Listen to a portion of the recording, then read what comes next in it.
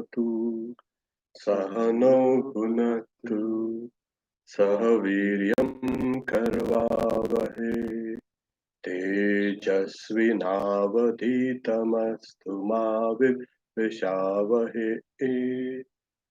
Om Shanti Shanti Shanti. Kata Upanishad. We are on the second chapter, second section, 2, 1, and 9. We will recap this 2, 1, 9, and then we'll proceed, because as promised, these mantras need to be kind of understood well. That can lead us to a correct understanding of the Upanishadic teachings. So the ninth one is ninth verse. On that from which the sun rises and in which it sets are fixed all the deities. None ever transcends that. This is that. Etad vai tat. Etad vai tat. This is that. Now that. What is that? That's a reality. And how is the reality described? In the first line of the verse, we get on that. Well, on that from which the sun rises and into which it sets. This we can understand, something that rises from something else, like the sun rising from something.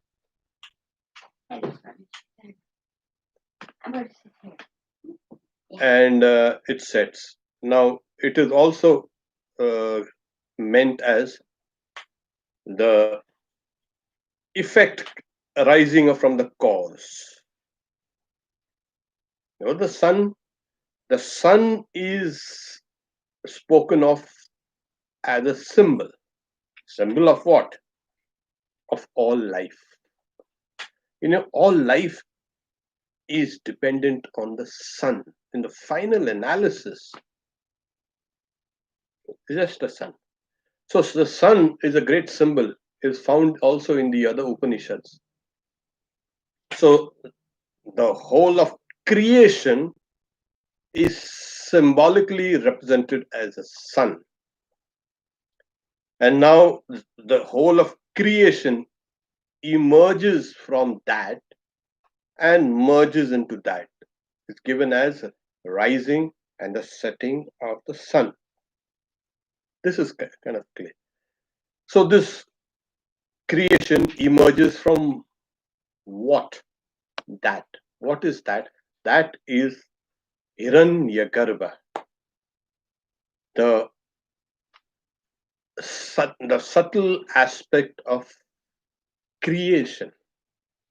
As we know that what we see the creation as the gross has emerged from where? From the subtle. And since this is being the context is the Hiranyagarbha, so so the whole of creation emerges from there and merges back in. And then the other idea is, and everything is fixed in that reality. Everything is fixed in that reality. There is nothing that transcends this reality. You might say, oh, there might be some entity or something that is transcendent. No. This is the transcendent, this is the immanent reality. Because the subtle is also transformed into the gross. The cause becomes the effect. So the whole of creation has emerged from there and re-enters into it. Nothing else transcends. This is that. The next verse also picks up this idea in the same manner, and we have 2 1 10. That's okay. What indeed is here is there. What is there is here likewise. One who sees as though there is difference here goes from death to death. This is another wonderful verse. Yadeveha tadamutra yadamutra tadanviha mrityo samrityumapnoti ya iha naneva pashyati. Ya, that is that person. What's that person? If he or she sees any differentiation in this reality, see, Vedanta is very clear that there is no differentiation. The universe, or the reality rather, is one homogeneous mass of consciousness. But we do see this whole differentiation. It's on the surface. When you try to understand something, you take up some difficult text. Suppose you're trying to understand calculus.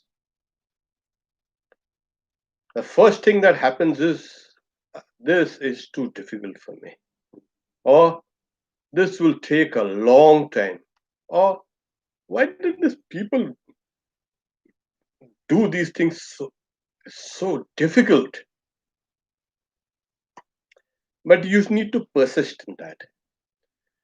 And as you persist slowly and slowly, understand the logic, understand the arguments, understand how these equations are being used, and you will get a grasp on that. You need to give time, you need to give attention to a particular thing to understand. So, calculus, which last year was something that gave you nightmares, now that same thing delights you when you know it. So you were seeing initially calculus from the very superficial standpoint, and once you enter into it, get into its depths, grasp it, it becomes easy. So this universe and everything in it, on the surface, there appears so many differentiations, distinctions, contradictions. Dive down below the surface, and you will find everything there as equipoised. All contradictions have been harmonized. There is no more confusion. There is no more distinction. It's a mass of consciousness. So, similarly, saying the person who is very superficial, the Upanishad warns us that the one who sees as though there is difference here goes from death to death. That is samsara. That person has not yet understood the reality. He sees the reality as the many. If you see the one running through the many, you got it. In the Bhagavad Gita, the Lord says, I am like the thread that runs through all the pearls, that holds the pearl necklace together. When we see those pearls and say, wow, so expensive. Oh, so the beautiful pearl necklace, and oh, so expensive. But we don't see that thread that runs through all the pearls, holding them together. Once we penetrate, go deeper into it, we find that, oh, yeah, it's there. So, what indeed is here? Yad eva iha. Iha is here. Yat eva, whatever is here. You say, is there. Tad amutra. Yat eva iha tad amutra. Is there? What's there? Well, uh, it is not that there are some um, people who say, okay, what is here on this earth is there in the heavens also, and what is there in the heavens is here also. So, okay, so why do you need to go there? It's the same thing. It's a continuation of your same life you have here that you will continue there in a subtler form. So, well, but the real explanation is the commentator Shankaracharya and all the Vedantic commentators is what is here that is in the individual. What is the individual? This individual entity. This individual entity, whatever is here, is there in the universal entity. And what is in the universal entity is in the individual entity. Now you may use the word Atman. That's okay. Atman is Brahman. We have something called, to give an illustration of space. Space appears to be divided by the walls, the chairs, and the pianos, and everything, the buildings, the trees, and plants. Space cannot be divided, it is one. You take off all these artificial partitions of space, the walls, the chairs, the pianos, the trees, and what remains? Space. So the space that appears in this room now is the same as a space which is actually outside. What differentiates this inside and outside space? These walls built artificially. So similarly, because of this Maya, this ignorance, we have built ourselves a separate kind of existence. Yeah, this is me, this is I, this is mine. I like this, I like that. I was born here, I was going to die there. Huh. All these thoughts that make us separate from the reality actually makes us feel bound, makes us feel separate, makes us feel isolated from the reality. As long as we see ourselves separate from that reality, we will experience over and over death. We will be born and we will die. We will be born and die. We will be born and die over and over again. Or ignorance itself is considered a kind of a death. What this verse is trying to tell us is there is no difference between what is the cosmic, macrocosmic, and the microcosmic. They are of one entity, one reality.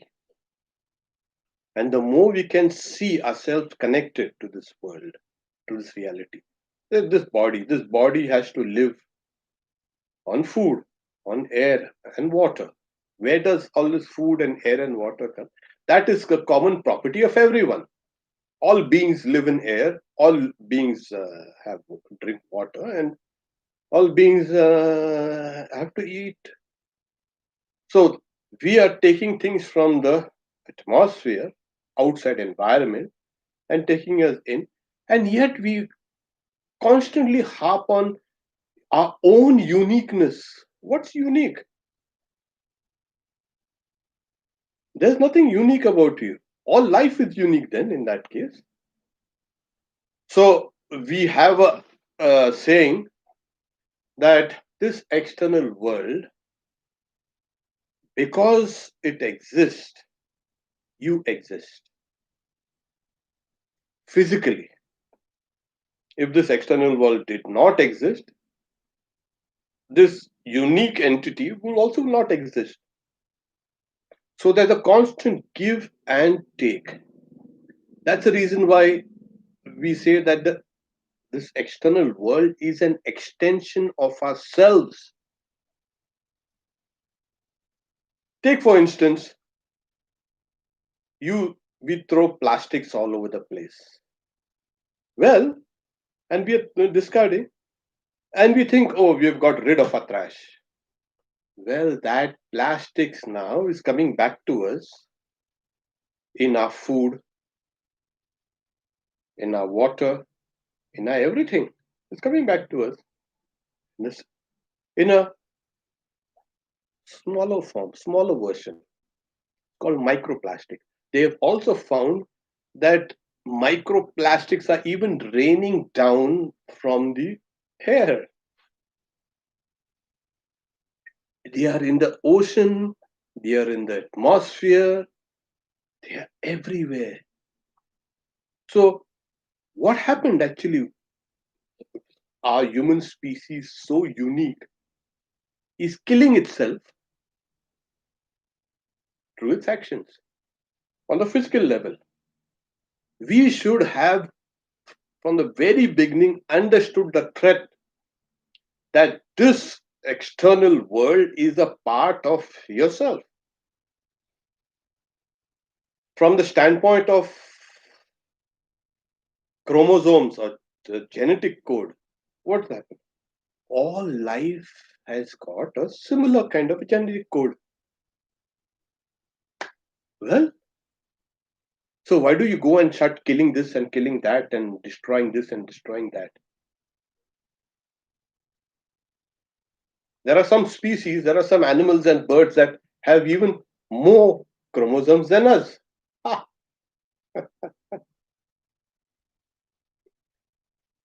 what we are trying to get is, even on the physical level, we see that we are intimately interconnected with this world, with this environment, external world. There, in the ultimate analysis, there is no such thing as a separate world from inside and outside. It is our consciousness that makes us feel this is inside, that is outside. And because that consciousness is enmeshed in the individuality, in the brain system, the nervous system, it makes you feel separated. But once this consciousness expands, you can transcend your nervous and your brain system. And that can be done, is done in the higher states of meditation. You will find your consciousness flowing all through and contacting everything, that massive consciousness, the all pervading consciousness. Today, we are in a unique position to understand Vedantic truths because of the contribution of so many researchers and scientists, professionals working. Those who try to know the truth of the connection between this and that should be considered spiritual people. Spirituality, religious people should not be limited to going to church, going to mosque, going to synagogue, going to temples, going to this Agyari. No. And what have we been doing? We are becoming more and more and more exclusive. We are becoming more and more separate. My religion, your religion. My God, your God. What is this? When it really comes down to understanding God, there is one God and everybody acknowledges that. But there are some who say, oh, that they are worshipping a false God. Really? No. This is the height of ignorance. The Upanishad is saying what is here in the individual is there in the universal. Swami Vivekananda at one time, he had an experience in a place called Kakari Ghat, Almora in the Himalaya. And he's saying one of the greatest problems of my life has been solved. What is that problem? Sorry. What is that problem? How the individual is connected to the universal. He's saying, I have seen the universe in an atom. He was meditating, and his meditation became very deep, and he had his experience. That what you call as something called insentient, he saw it as sentient, saying, as the living body encases the living soul, so this living Prakriti is encasing that living universal soul. The microcosm and the macrocosm are vibrating on the same key. This is very important because what happens is we are not tuned to that world. We have locked ourselves into something called this is my world. Welcome to my world. Your world? There is no such thing as your world or my world. There is the world. There is the reality. So here we have what indeed is here is there in the universal. What indeed is there in the universe, in the individual, is there in the universal. What is there in the universal is here likewise. One who sees as though there is difference here goes from death to death. So you will, one of us, all of us at one point of time will have to conquer this idea of differentiation between me and you, between the trees and plants and birds and animals and beasts. They are living, I am living. They have bodies made of matter, I have a body made of same material. I have a mind, they have a mind. On the surface, it appears as differentiated. But go down below and find there is that one life, one extensive ocean of matter, one extensive ocean of mind, and one extensive ocean of consciousness.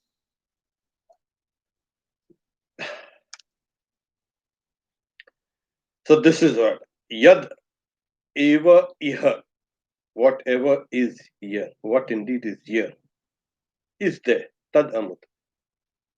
Yad amatra tadanviha. That is what is here is there, what is there is here. What is outside is inside, what is inside is outside. You cannot have a kind of a separate existence.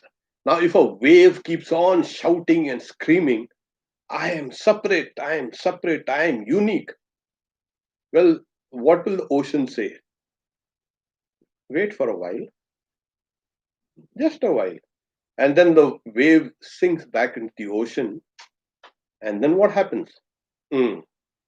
What happened to all that shouting and screaming of that wave? Well, so we are all like big or small waves in the ocean of this reality.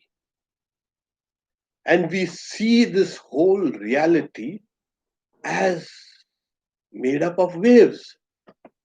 Another person sees the ocean. There's ocean here. Why do you see it as waves? Well, you see, it is a wave. It is how we perceive things. It is a wave that is it is the ocean that is appearing as waves. It is never the waves that is appearing as the ocean.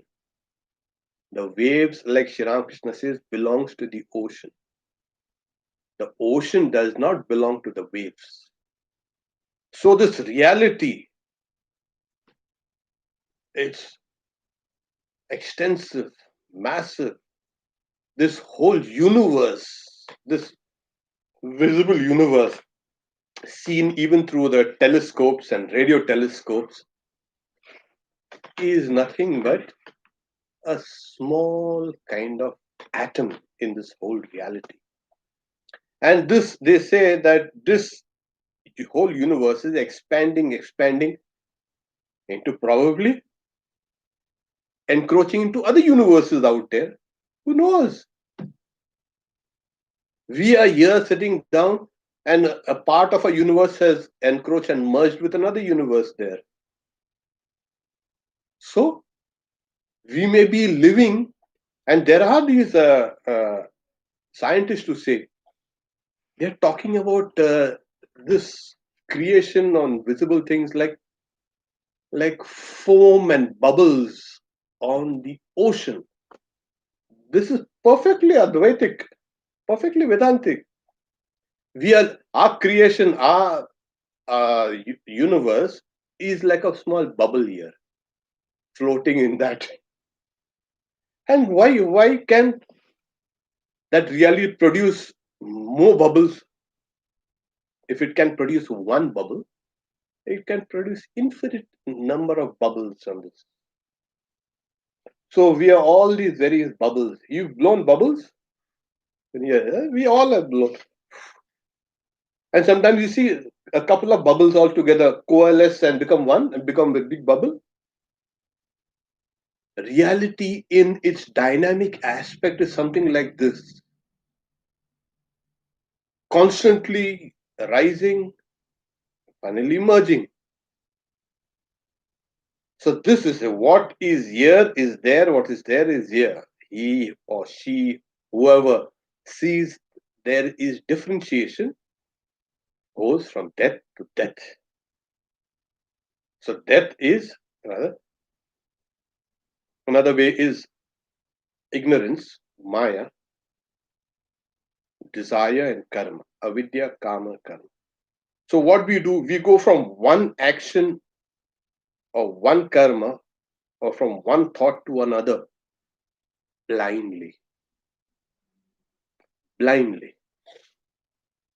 So as a result, most of our work is, they say, uh, blind. In the order we have some institutions for blind, the visually challenged. You don't see blind, say blind, visually challenged. Well, they can kind of function quite efficiently in a limited way. I have seen visually challenged musicians, this and that, and dancers. Oh well, they've got.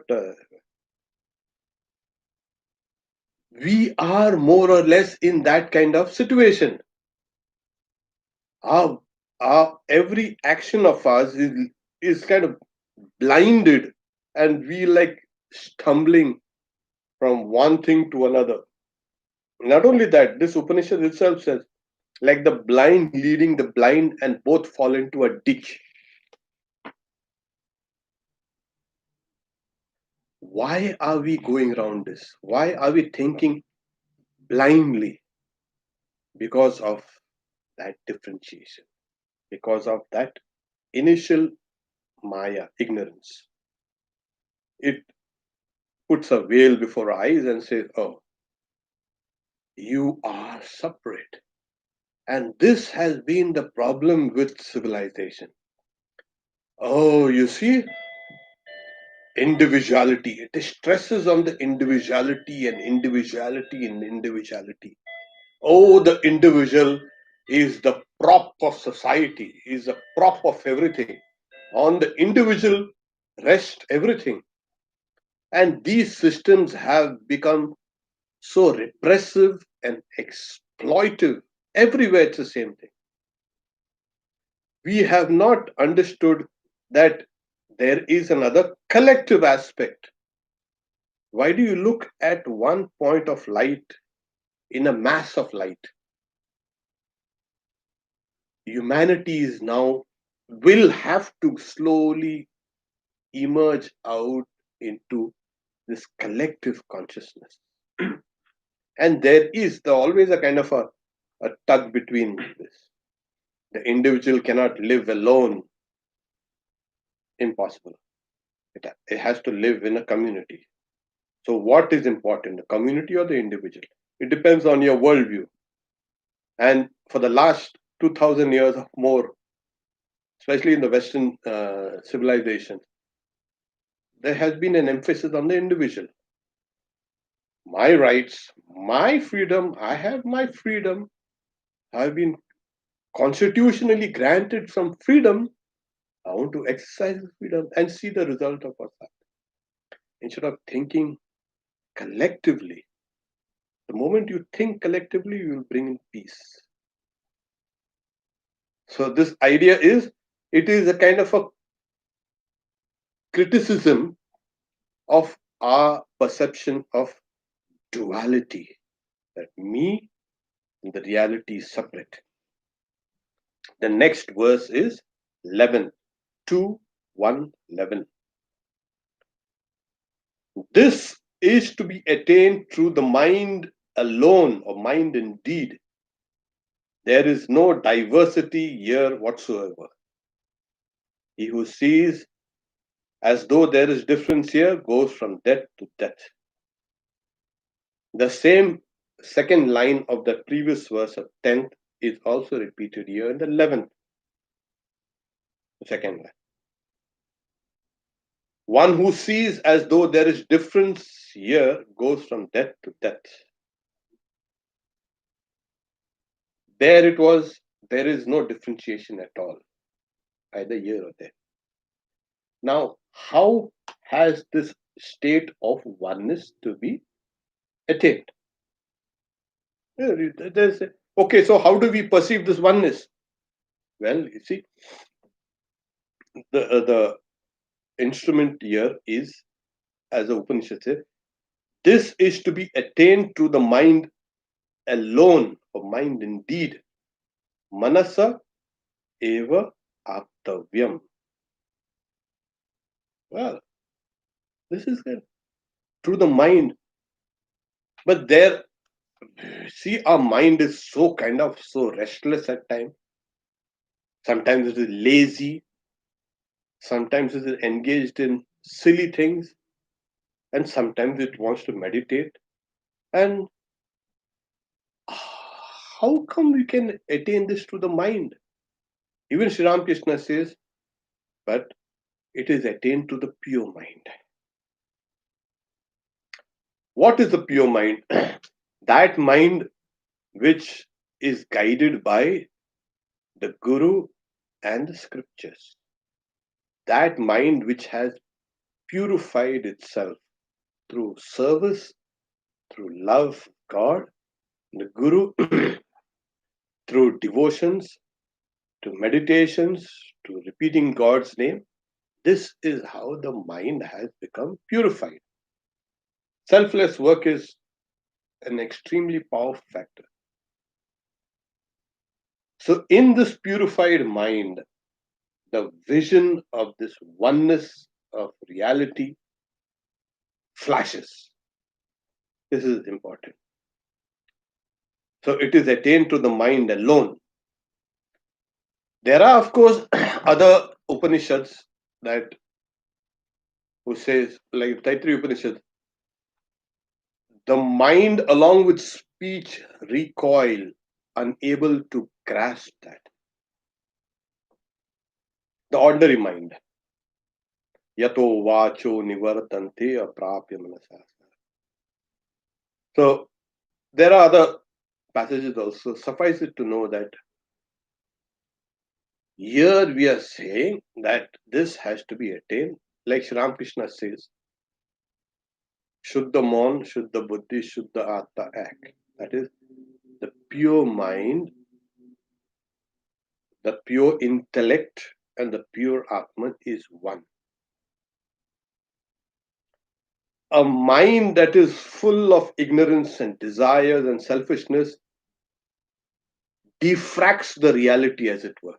Suppose you're watching this whole view outside on the street.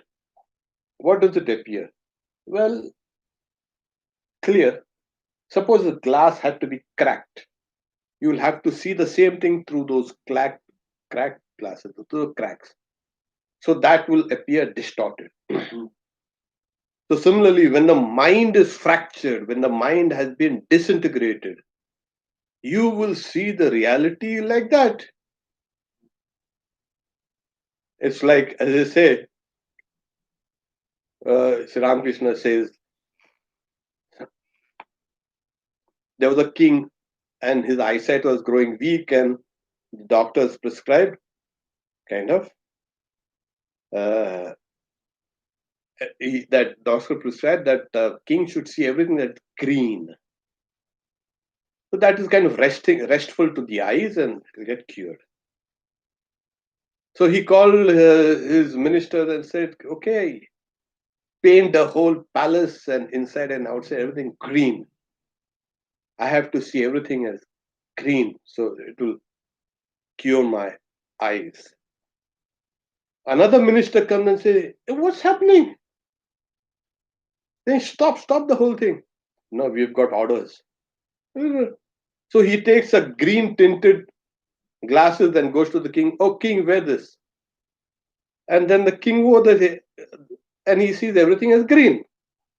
Now, instead of going around painting this world green, because I have to see green, go and change your glasses. So this whole universe and whole spiritual life and this whole religious business is nothing but changing our glasses. So long we have been seeing this world through cracked glass. All the glass is scratched all over, and we are seeing this. Now replace the word glasses with the word mind. There it is. So the mind has different colors of selfishness and lust and anger and greed and jealousy and hatred. So many things, hundreds of things inside. And we are seeing this reality through these glasses of the mind. It's obvious that the reality will appear like this to you. If you have been thinking about if you have been thinking murderous thoughts, you will see the whole world as murderous. And you want to take revenge, you want to do this, you want to do that. If you have the glasses of love, you'll see the whole world full of love.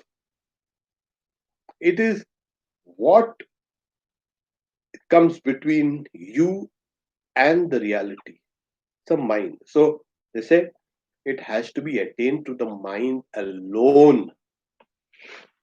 Purify the mind, and then there is a there. This is to be attained to the mind indeed, to the mind alone. Manasa eva aptavyam. This has to be attained to the mind indeed. There is no diversity here. Na iha. There is no here. Nana asti kinchana. Nanatva is means differentiation. The difference between this and that. It may be on the surface if we look at it, but deep down. So when we look at this world through our surface mind, we find this kind of differentiation. Go down deep in your mind and you'll see those differentiation vanish. You'll see everybody as one humanity, not only one humanity, part of the one huge family of called life. And at the moment you see that kind of oneness, that idea of distinction and differentiation goes away. Na iha nana asti. There does not exist any nanatva. That is, no distinction. Even a little kinchana. Even a little, no, they cannot be. So, what is the differentiation we see? This differentiation is a kind of an appearance. It is appearing to the mind. Take your mind off and see what happens. Like in deep sleep, when you go to sleep, what happens? Do you see the world? No. Why? Because there is no mind. The mind has merged in its causes. There you are. So if there is no mind, there is no world. And when you wake up, the first thing that you say, you feel yourself, yeah. And then you look at its external world. You're seeing yourself and this external world through the mind. The mind awakens, comes out from that deep sleep. And as the mind awakens, the world appears. And suppose you have been furious with something last night. You probably might not get sleep, of course. But let's, for argument's sake, you were furious last night and you went to sleep. You woke up and you see that fury still. And it grips you. That fury grips you and it keeps on. And you can think of only that, those furious thoughts, that kind of constantly kind of, you may not you might be oblivious to things around, other things around. That's because something has kind of gripped you. The moment that is resolved, the fury is resolved, your perception of other things become more clear. Similarly, with this spiritual life, suppose you're gripped with the thoughts of God, go to sleep. When you wake up, you will wake up with thoughts of God. And the more you think about God, the more clear your perception becomes. The mind becomes pure. The other illustration given is like water, pure water is poured from one container into another. What happens? Well, pure water is mixed with pure water. It remains pure water. So similarly, when this individual is merged in the cosmic universal, what remains? The cosmic. It's water. It's a universal. It's at one reality. This is how we say. So when it is attained through the mind alone, manasa eva aptavyam, here, and where it here, not somewhere else. It is not to be attained in some other place. It is attained here. Here, what is that? It's even the basis of your mind. It has to be done here, within oneself. So our minds are now a kind of a screen between that reality and this. And as we keep on working on this mind gradually, thinning it, we'll be able to see that reality, external and internal. The same with our own, you can say, thoughts. What happens is we have this idea that this reality seen from outside is kind of seen through the mind. Even when we want to see ourselves, we see ourselves through our own minds. Swami Vivekananda gives the example. X plus mind is the external world. X is that reality, unknown and unknowable now. It can be known only through the mind. So X plus a mind is the external world. And Y plus the mind is the internal world. Well, yeah. To know yourself also, you need to have the mind. So the mind is a common factor. You can know it external world and also internal. This X and Y are nothing but that reality. It's still now unknown, but it is knowable. So that which is X outside and that which is Y inside is actually one. So the common factor is this mind. Purify it, and then you will find that that which is external X, that which is internal Y, form a unit, form one kind of continuous existence. This has to be done here, now, in this life, not in some other kind of level of existence or maybe another lifetime. No, it can be done here. In Vedanta, there is something called Manonasha. the destruction of the mind. And that comes to Vasana Kshaya, the destruction of the impressions of old desires. Even when the mind is kind of purified, you will find some old fossilized desires still obstructing you. So, what can destroy that mind and destroy all those old impressions? Just this knowledge of oneness. And as it destroys this whole mind, that is the conscious mind is purified, the subconscious mind is purified, you will get a vision of one. So, Sri Ramakrishna in his gospel also said, the guru gives the disciple the mantra and is saying, "Hey, tumar mon tor." That is, there's a kind of a play of words here. This is your mantra. This is understood. And looked at it from another standpoint. Now, this is your mind. A mon tor. Mon is mind. If you pronounce it in Bengali. Well, now the whole thing depends on your mind. So take it up, and it is the mind that has made you distinct from others, apparently. And the more you feel yourself separate, the more you feel kind of isolated. Know that there's more ignorance in. The more you feel connected with everything else, the more you feel oneness. That's why the highest love in this world is the mother's love. It's not only human mothers, all mothers love. The deers, tiger mothers, lion mothers, all mothers. That mother love is unselfish. Why? Because she feels that oneness with that child. That is the highest expression of oneness in this visible, manifested world. If we can have that kind of the mother's love for the child, the same kind of love for our own reality, well, it becomes immediately recognized.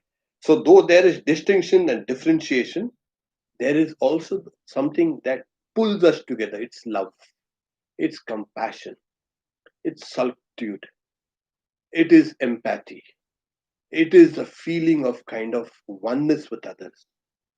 So, though there are disintegrating forces, there are also binding forces.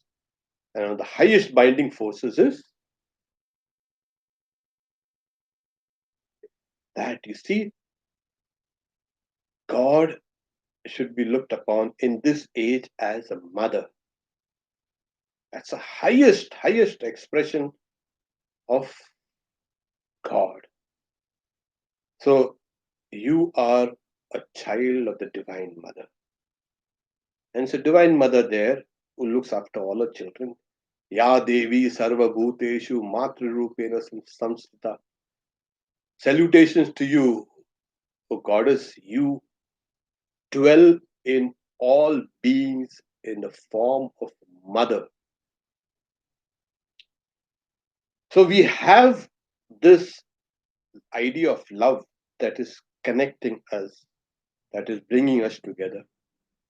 We need to enhance these aspects of unifying forces. Everything that unifies us, unifies humanity, is good. Whatever keeps us making us selfish and hate and angry should be discarded. This is the whole idea of ethics. And the ethics of the Vedanta was, why do you have to be ethical? In order to understand the reality, not because you want to be ethical for ethical sake. No, it has to have some meaning, and this is the meaning. So this is how we slowly proceed. And the mind which has these unifying factors within it, love and compassion and service and empathy and the feeling of kind of, you know, connection between people, that mind becomes quickly purified. That mind becomes quickly healed of its kind of old past habits, and it can realize this reality quickly. There is this, that is, the reality has to be attained to the mind indeed. Listen, there is no diversity here whatsoever. So, but we do see a person who has realized the truth. You will say, I don't see any differentiation. These Upanishads are the experience of sages. It is not just philosophy. These are experiences.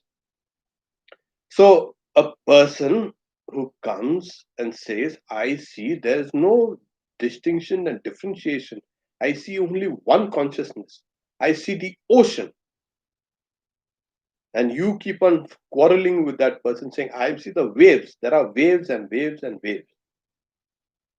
Well, it's the different perspective. You are seeing one thing, that person is seeing another thing. So as long as you keep on seeing waves, it is one who sees as though there is difference here goes from death to death. There's one kind of death here for the physical death, but every moment we are dying in a way. Why? Because our work is done in ignorance, our thoughts are done in ignorance. That is from death to death. So it's not just one death, and then you take another rebirth, and again you die. Every moment we are dying. As long as we are in ignorance, we will die that way. And then when it is over, it is over. You will see the reality as it is. Then there is a fear of death. What is death? There is no such thing as death at all. You'll see it's a figment of the imagination. The perception of this reality will help you transcend death and fear of death and everything else connected with it. Next Wednesday, we will take the 12th verse. Om Shanti Shanti Shanti Hari Om Tat Sat Shri Ram Krishna Arpanamastu.